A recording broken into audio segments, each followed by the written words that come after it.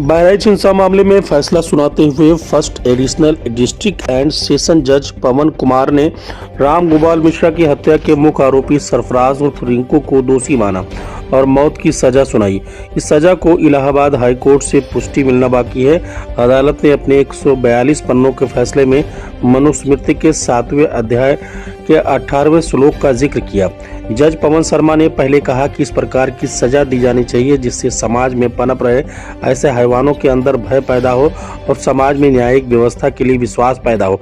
इसके बाद जज ने मनुस्मृति के श्लोक के हवाले से सजा की जरूरत को समझाया। अब इस फैसले का ये हिस्सा सोशल मीडिया पर खूब शेयर किया जा रहा है। हालांकि इस केस में जज के फैसले और पुलिस के बयान में अलगाव देखने को मिला।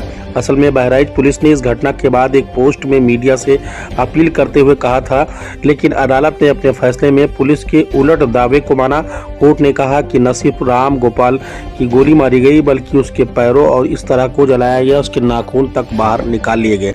यानी यहाँ पुलिस और अदालत की टिप्पणी में फर्क है, क्योंकि पुलिस ने उस समय भी एक पोस्ट जारी कर कहा था कि राम गोपाल की हत्या गोली मार की गई है, न कि उसके पैरों और करंट लगाकर किया गया। जिस मामले में अदालत ने फैसला सुनाया वो करीब साल भर पुराना है। 13 अक्टूबर 2024 को बहराइच से के महाराजगंज मामले में 40 किलोमीटर दूर बाजार में घटना हुई। उस दिन शाम 6 बजे दुर्गा प्रतिमा विसर्जन का जुलूस निकल रहा था। आरोप है कि मस्जिद के सामने भड़काऊ गाने बजाने पर मुस्लिम समाज के कुछ लोगों ने डीजे बंद करने को कहा। इसके बाद माहौल गर्मा गया।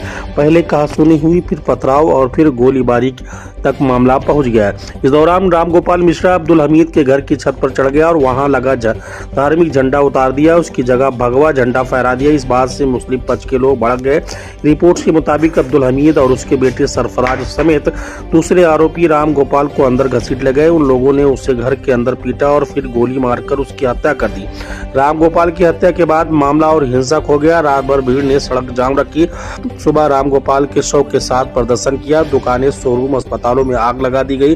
जैसे जैसे पुलिस ने भीड़ पर काबू पाया और हिंसा रोकी। इस केस के मुख्य आरोपी सरफराज को अदालत ने मौत की सजा सुनाई। उसके बाद अब्दुल हमीद, दोनों भाई फहीम और तालिब समेत 9 लोगों को भी हत्या में शामिल होने के लिए उम्र कैद की सजा सुनाई है। हर दोषी को 1 लाख रुपए का जुर्माना भी देना होगा। कोर्ट ने 3 आरोपी खुर्शीद, शकील और अफजल को सबूतों के अभाव में बरी कर दिया। इस फैसले के बाद राजनीतिक बयानबाजी भी तेज हो गई है, क्योंकि फैसले में मनुस्मृति के श्लोक का जो हवाला दिया गया है, जिससे अब इस फैसले भी सवाल उठने लगे हैं। ये सब करिए ले चले लाए हमने चल रहा है। चलिए अधिकारी मान लो चल रहा हूँ। चलिए आप सीसीटीवी में आया था। सीसीटीवी में आया था। अरे भाई चलिए वो तो कोर्ट अभी फैसला कर देगी कि कौन सही और कौन गलत। सीसीटीवी में तो नजर आ रहा। आज को मृत्युदंड दिया गया है। बाकी सभी 9 अभियुक्तों को आजीवन कारावास दिया गया है। इसमें क्या किसी को रिलीफ भी दिया गया है? 3 लोगों को? हाँ, 3 लोगों को दिया गया। उनका नाम भी डिटेल में मिल जाएगा थोड़ी देर बाद। महाराज के हिंसा पे बड़ा अपडेट आ गया है। क्या इसमें क्या सजा सुनाई है? सरफराज, जो अभियुक्त सरफराज था, उसको फांसी की सजा दी गई है। बाकी 9 अभियुक्तों को आजीवन कारावास दिया गया। फंसाए, नाजायज फंसाया गया है। नाजायज फंसाया गया। उस दिन घर पे नहीं, जिस दिन कांड हुआ तो उस दिन घर पे नहीं थे। मेरे पिताजी बाहर गए थे नेपाल। हम लोग ननकाऊ नाम है। हम लोग मेरे भाई हो, मेरे भाई है और मेरे पिताजी हैं। तो नाजायज फंसाया गया। प्रधानी के चक्कर में नाजायज फंसाया गया। हम लोग को न्याय चाहिए। हम लोगों को न्याय चाहिए। जहाँ पे दंगा हुआ वहाँ से हम लोग का घर 10 किलोमीटर दूरी पे है। प्रधानी के रंजीत में इन लोगों को नाजायज फंसा दिया गया। 2 लोग। मेरा नाम मोहम्मद सिराज है।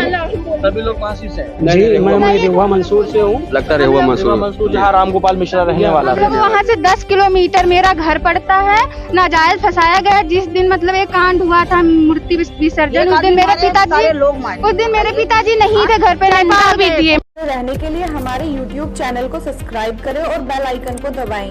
और आप ये वीडियो अगर Facebook पर देख रहे हैं तो लाइक जरूर करें और ज्यादा से ज्यादा शेयर करें।